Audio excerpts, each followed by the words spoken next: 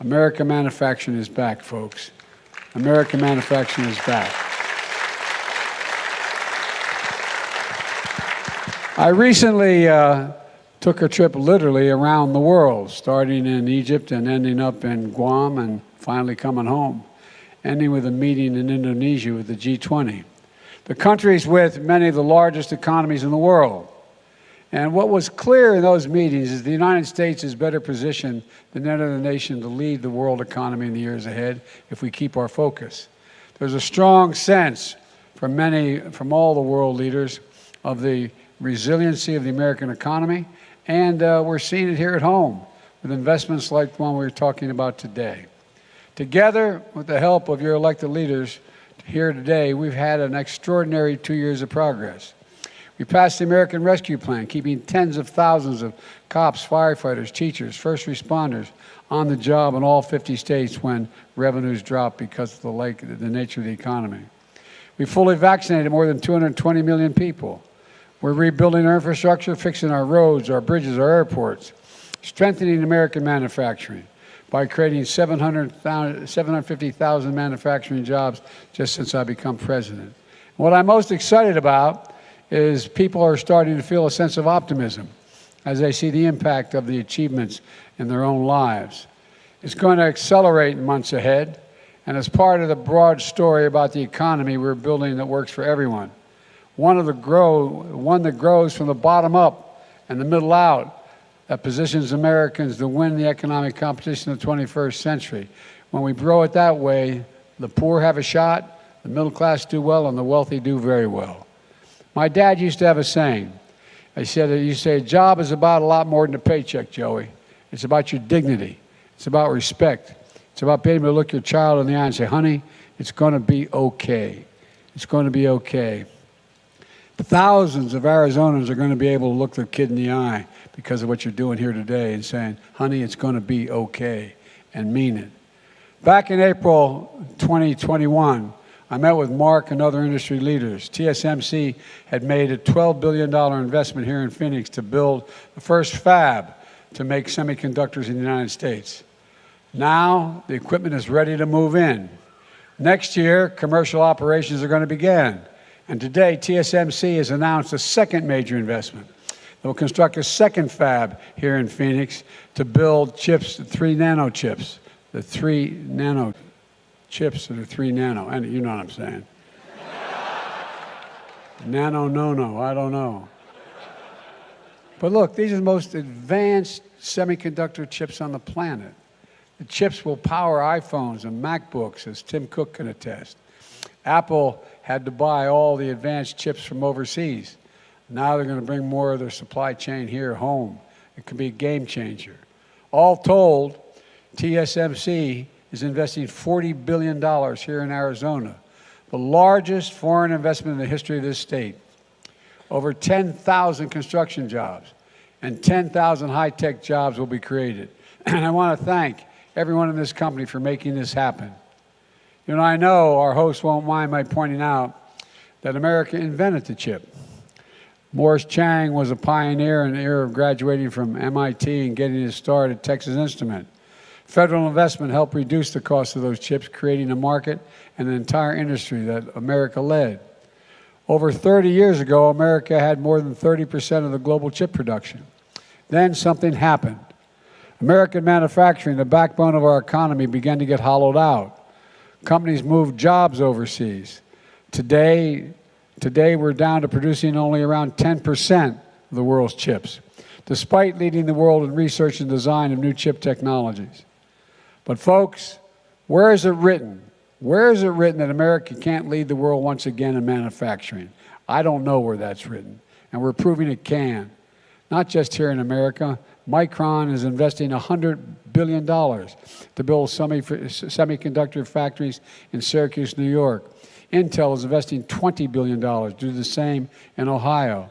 IBM is investing $20 billion in Poughkeepsie, New York. I just went up there. These investments are helping us build and strengthen the supply chain here in America. I want to be clear. As we build a stronger supply chain, our allies and partners are building alongside us as well.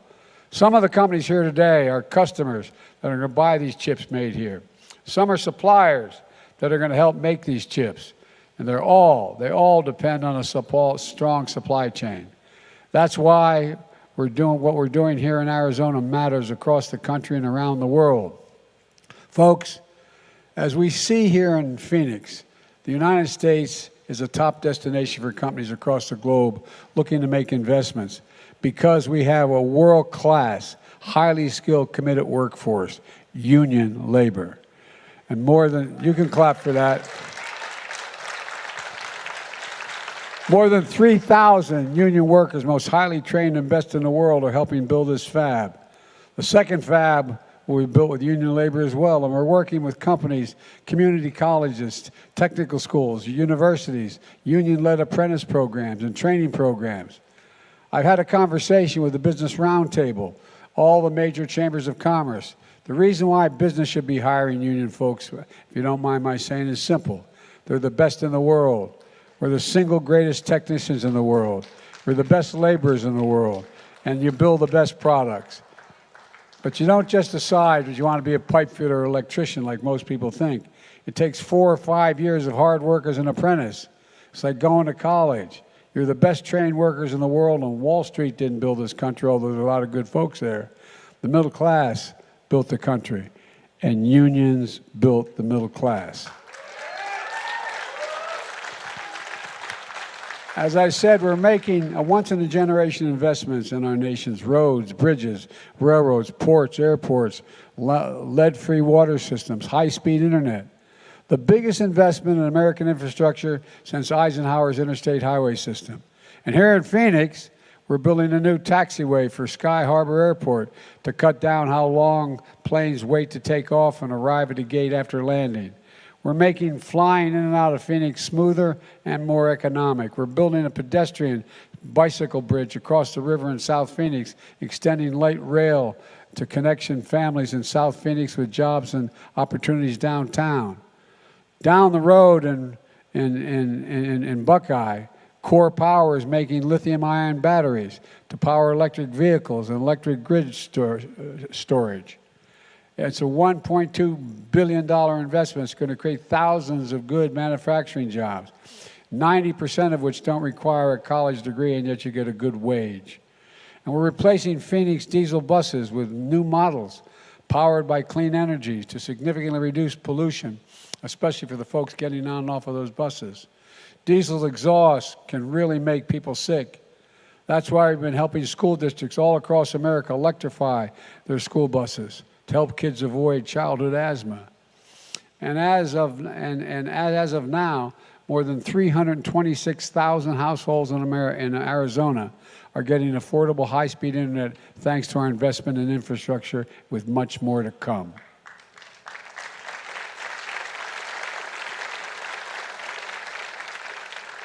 When Arizonans see the big picture, in your hometowns, cranes going up, shovels in the ground, workers with hard hats, I want you to feel the way I feel.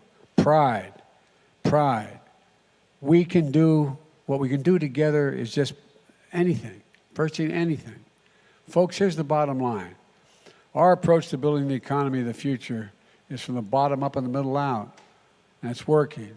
We've added jobs every single month of my presidency, 10.5 million new jobs, 750,000 of them manufacturing jobs. Exports are up, which means we're making things here in America and shipping the products overseas rather than shipping the jobs overseas to make things overseas and bring them back home. And we have much more to do. All this is why the economy grew 2.9% last quarter. And now inflation, the grocery store is coming down. Prices of things like clothing, televisions, appliances are going down. And there's good news for the holiday season. Gas prices have fallen below the levels they are before Putin's invasion of Ukraine. It's going to take time to get inflation back to normal levels as we keep our job market resilient. We could see setbacks along the way, to state the obvious. But we're laser focused on this. And all the hard work is making a real difference for people, including folks right here in Arizona, like Patricia McKinley, who owns her own small trucking business here in Phoenix. She has 5 employees. The pandemic hit her company hard, But these new infrastructure projects for Arizona mean more work for her and her team, a chance to grow her business, to secure her business. And Paul Sorosa, who grew up picking seasonal produce here in Arizona, his parents believed in education. So Paul went to college and studied business. He launched a cleaning business. Now he has over 100 employees in his company. TSMC is now his biggest customer. And now they're expanding into Phoenix. Paul will be hiring a lot more workers. These are countless stories like these across the country where people are benefiting from what you all are doing. People working hard every day, never giving up, seizing every opportunity they can to get ahead. That's who this is about. Folks like Patricia and Paul. And they're why I'm unapologetic about fighting for American workers and getting the economy to work for working people. Let me close with this. It's been a rough few years for hardworking Americans, for businesses as well. A lot of families, things are still pretty rough. But there are bright spots where America is reasserting itself, and the innovation and manufacturing boom here in Arizona is one of those places. I ask leaders of companies like TSMC this question. When the United States decides to invest considerable resources in a new industry that we need to build up, does that encourage business or to get them in the game, or does it discourage them? The answer is it encourages them. Federal investment attracts private sector investment, creates jobs in industry, and it demonstrates we're all in this together.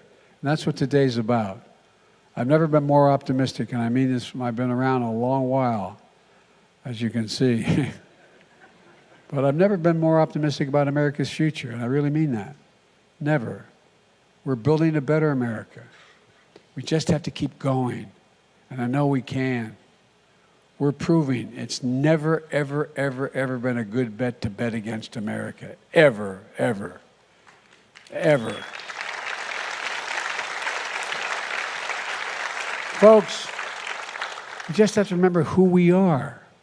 We're the United States of America, and there is virtually nothing beyond our capacity if we work together. Not a single thing. So let's go keep this moving.